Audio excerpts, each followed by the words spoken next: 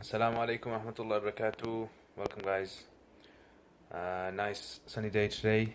Just had a chat with the students about me, see what kind of a teacher I am, and I did threaten them a bit. Yeah, that if you say bad stuff, then I know where all of you live. Okay, so back to the vlogs. So your question. Some of you guys asked some question yesterday. So one of the questions was, why did I go to study in Pakistan for? So I actually was gonna go and study here in one of the madrasas over here, but someone told me that there's an institute there in Karachi, and I've got some relatives that live in Karachi as well, and nice weather, Arabic as well, and all that. So I thought, why not try over there? So it'd be away from all the family, concentrate on studies as well. And that's one of the things that I think a lot of people find difficult is studying at home. So some people, when they study at home, meaning that they go to a local institute, they go home daily, and then they don't get that kind of spiritual boost, or they can't get that full dedication that they really want. And for me, studying abroad was excellent because out of my comfort zone, I started to take care of my finances, take care of my time, meet new people, and was able to actually speak so much more Arabic than I would have if I was. And I actually even, you can ask the other teachers this that studied with me, or friends. I never used to stay in the England guys' room. So there's an England guys' room. I never used to stay with them. I used to stay in a foreigner's room, a separate room, which was of mixed nationalities, so that I could basically learn my Arabic. Yeah, and I used to practice, alhamdulillah, lots of Arabic with them, listen to Arabic, and every day. I mean, every day, if you kind of speak 20 conversations or sentences with someone, you're going to be learning a lot if you think about it. So that's one of the kind of benefits of studying abroad. Okay, another question that some of you guys had was, do I still study? Umar asked this. Do I still study? I actually do sometimes, yeah. So the last time I studied was a friend who's in Iran, and I studied online with him through Skype. Aqidah, advanced Aqidah, Ilm al-Kalam, these kind of things. So I'm kind of really interested in that. So he's a very, very knowledgeable person in that field. He's written a couple of books as well.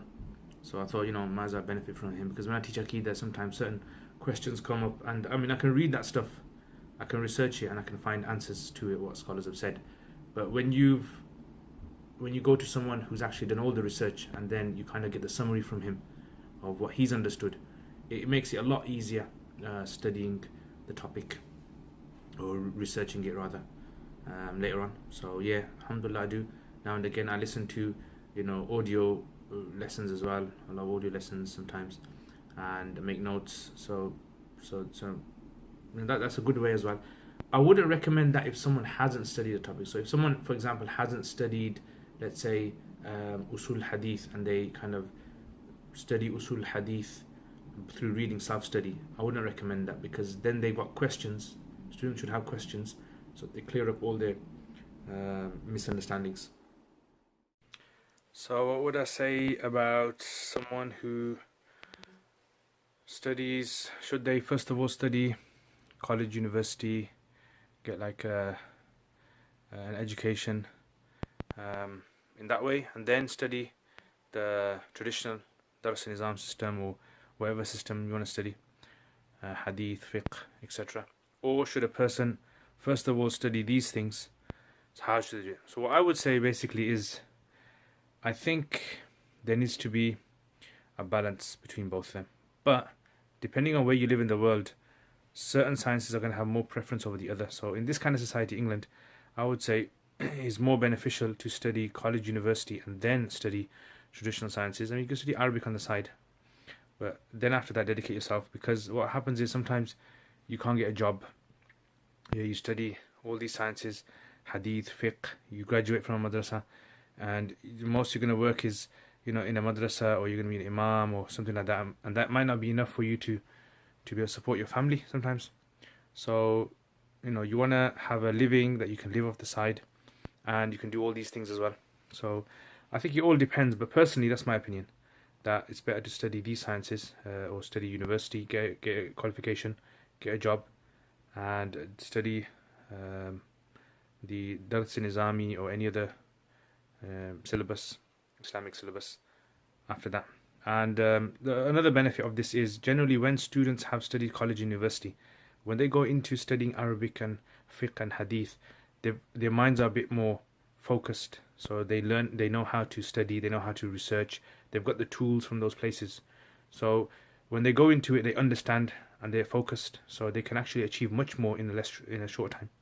Whereas generally when someone goes directly into madrasa's system and they haven't really completed school or college or other sciences, generally what tends to happen is they don't know what's happening in the outside world, and they don't have the skills to be able to navigate themselves through the texts as well. And critical thinking is extremely important, and they don't have that faculty of critical thinking when they're studying the sciences. That's personally my opinion on that.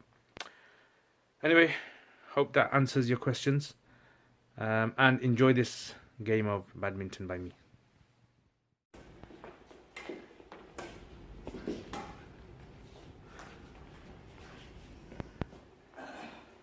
This is what happens if the students beat me.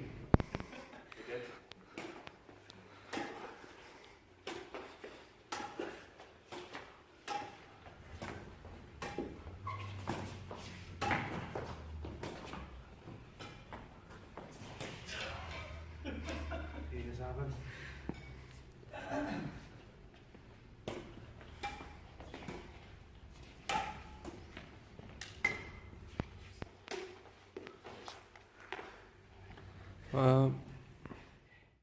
Oh, and one more thing.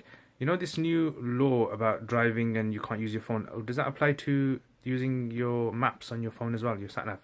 So if you know the answer to that, put it in the comments below. And if you've got any more questions for me, put them in the comments as well. I'll try to answer.